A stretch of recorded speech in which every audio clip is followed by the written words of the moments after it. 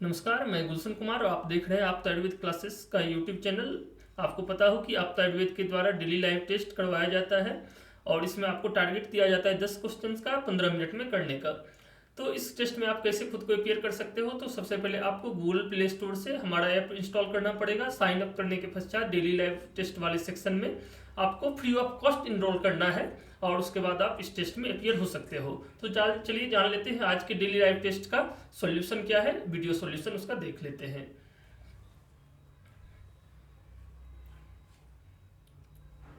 तो सबसे पहला प्रश्न है, बागभट्ट के अनुसार ज्ञापक गुण किसका है। तो अगर बागभट्ट के अनुसार ज्ञापक गुण की बात करें तो ज्ञापक गुण आया है आढ़ रोगी भिषक वस्या ज्ञापक सत्ववान अपी। एक श्लोक आया है अष्टांग हृदय सूत्र 1/29 में आढ़, एक मिनट पेन में ऑन कर लेता हूं।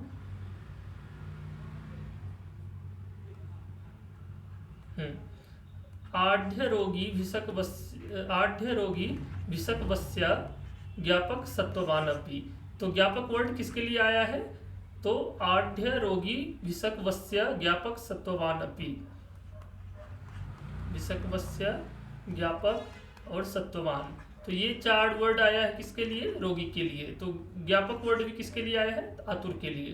तो इसका सही आंसर क्या हो जाएगा, ऑप्शन डी फर्स्ट का। अगला प्रश्न देखते हैं, भ का उच्चारण स्थान क्या है। भ का उच्चारण स्थान, ये संस्कृत के उच्चारण स्थान वाले से क्वेश्चन है। तो एक श्लोक आता है उपपध्नियानाम ओष्ठौ, नियानाम ओष्ठौ।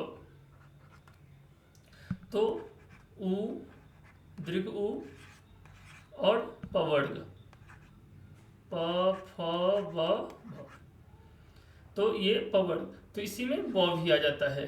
तो इसका कहाँ से उच्चारण स्थान होता है, ओष्ठ से। तो इसका सही आंसर क्या हो जाएगा, 2 का सी, ओष्ठ।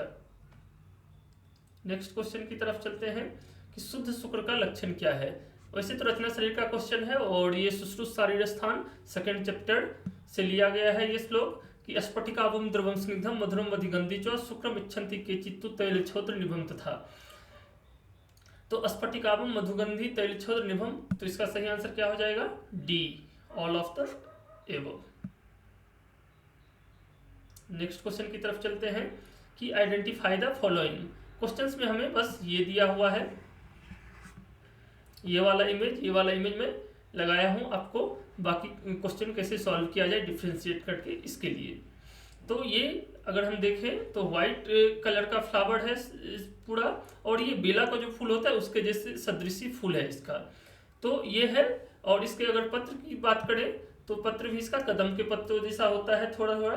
और ये है कुटज, क्या है, कुटज एपोसाइनेसी फैमिली का, और होलेरिना एंटी डिसेंट्री का इसका नाम है बोटनिकल नेम।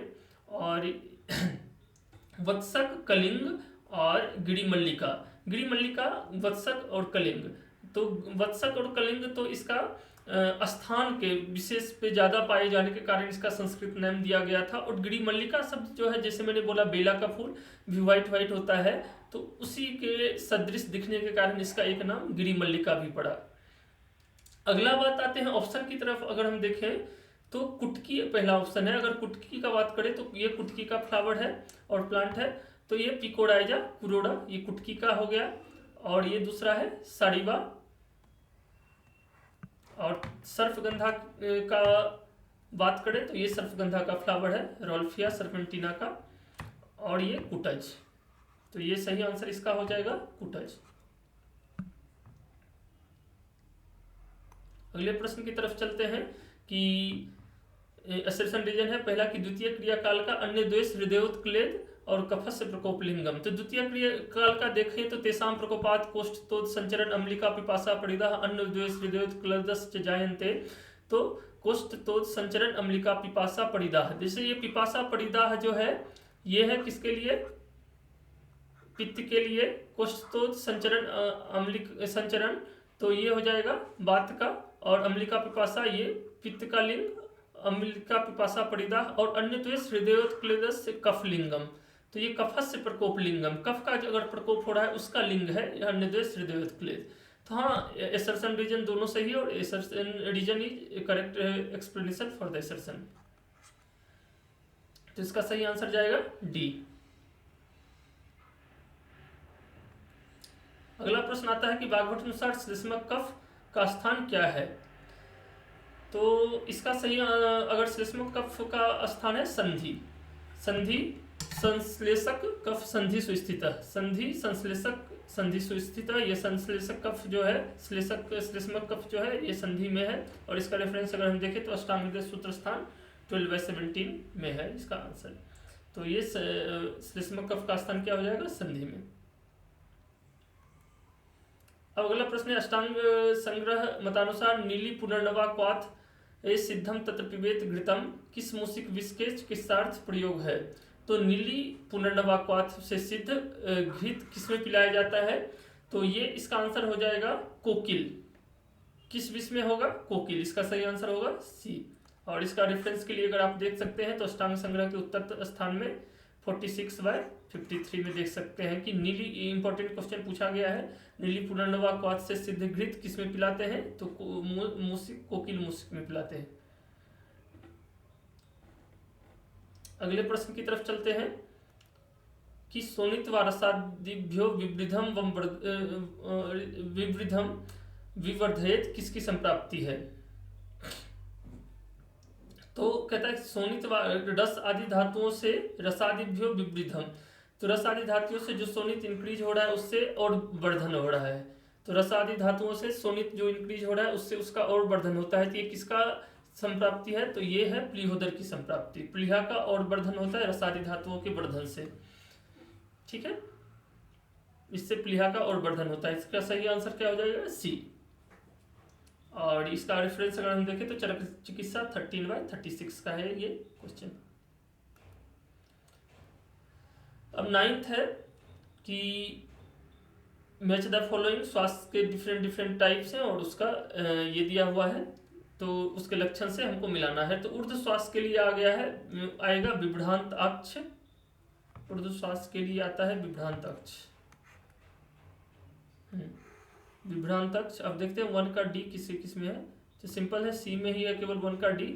और लेकिन बाकी चीज लक्षण भी देख लेते हैं। तो छिन्न श्वास का आता है 2 का सी विप्लुताकक्ष। महाश्वास के लिए आता है 3 का बी विभ्रांत लोचन। और तमक श्वास के लिए है उच्छ्रित अक्ष, उच्छ्रित अक्ष। तो 4 का ए। तो ऊर्ध्व श्वास का विभ्रांत अक्ष, छिन्न श्वास का विप्लुत अक्ष, महाश्वास के लिए उच्छ्रित अक्ष और तमक श्वास के लिए महाश्वास के लिए विभ्रांत लोचन और तमक श्वास के लिए उच्छ्रित अक्ष। तो इसका सही आंसर क्या हो जाएगा, 9 का सी। अब अगले प्रश्न की तरफ देखते हैं कि अस्थावर विष के कितने भेद हैं। अगर अस्थावर विष की बात की करें चरक के अनुसार, अगर चरक के अनुसार यहाँ पूछा गया है तो चरक के अनुसार अस्थावर विष के 21 भेद होंगे।